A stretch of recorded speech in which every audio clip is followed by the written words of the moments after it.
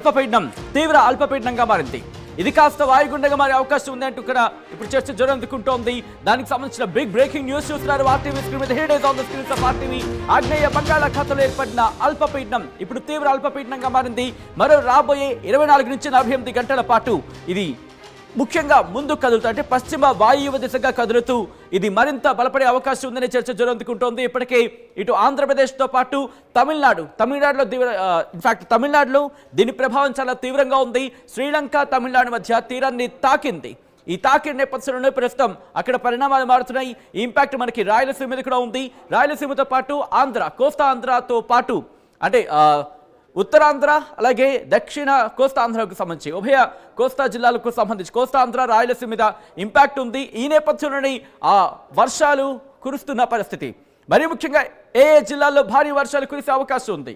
భారీ వర్ష సూచన జారీ చేసింది ఆంధ్రప్రదేశ్కు భారత వాతావరణ శాఖ. ఈ నేపథ్యంలో ఒకసారి నేను మీకు మ్యాప్ చూపించే ప్రయత్నం చేస్తున్నాను. ఒకసారి మీరు ఇక్కడ చూస్తే కనుక ఒకసారి ఇక్కడ మీరు చూడొచ్చు భారతదేశానికి సంబంధించి.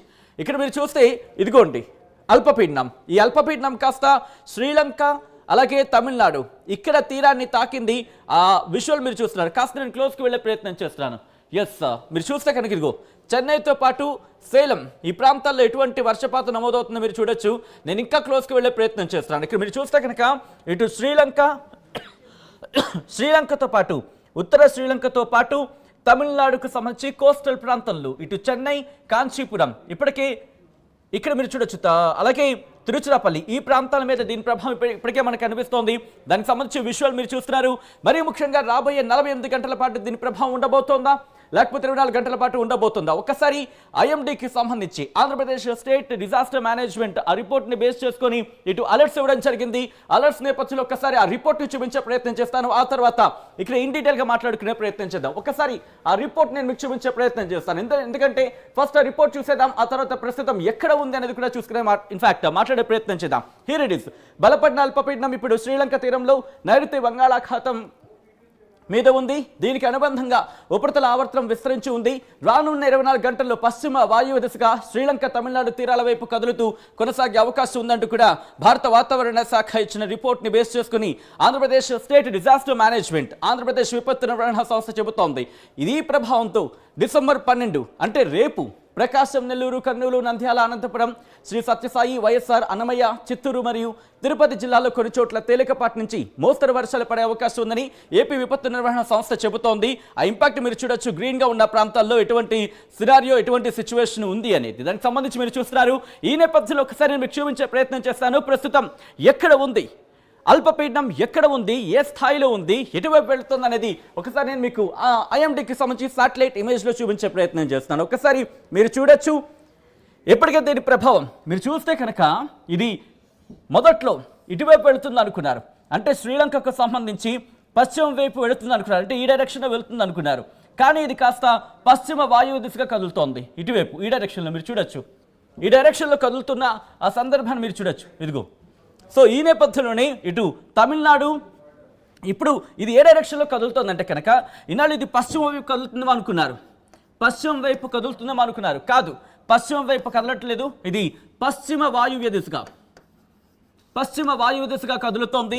ఈ నేపథ్యంలోని దానికి సంబంధించి డైరెక్షన్ చూస్తే కనుక ఇటు తమిళనాడు రాయలసీమతో పాటు దక్షిణ కోస్తా ఆంధ్ర మీద కూడా ఇంపాక్ట్ ఉంది. ఉత్తర కోస్తా ఆంధ్ర మీద మనకి ఎక్కడా కూడా ఇంపాక్ట్ కనిపించట్లేదు. కానీ కోస్టల్ ఏరియాస్లో మాత్రం ఆ ప్రభావం మనకి కాస్త కనిపించే అవకాశం ఉంది. అంటే ఇటు విశాఖపట్నం నుంచి మొదలు పెడితే ఇటు కాకినాడ కావచ్చు, దాంతోపాటు ఇటు మీరు చూస్తే చెన్నైకి సంబంధించి ఇంతవరకు కూడా అంటే నెల్లూరు, చిత్తూరు ఈ ప్రాంతాల మీద కూడా ఇంపాక్ట్ మనకి కనిపిస్తోంది.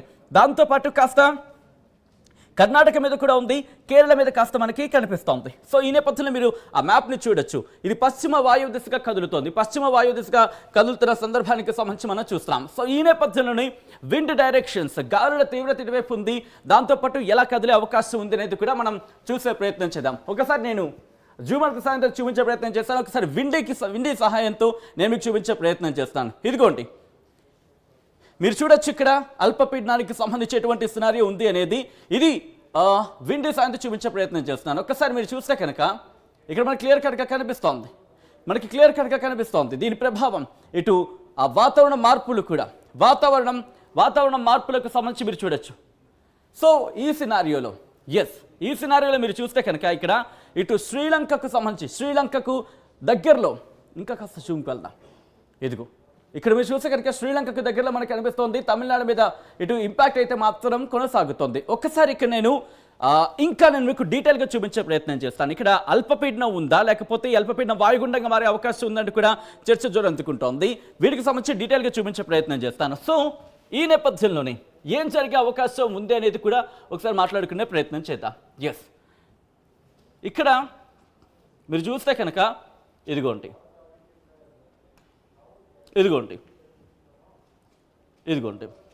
మనకి ఇంపాక్ట్ అనేది మనకి ఇక్కడ కనిపిస్తోంది.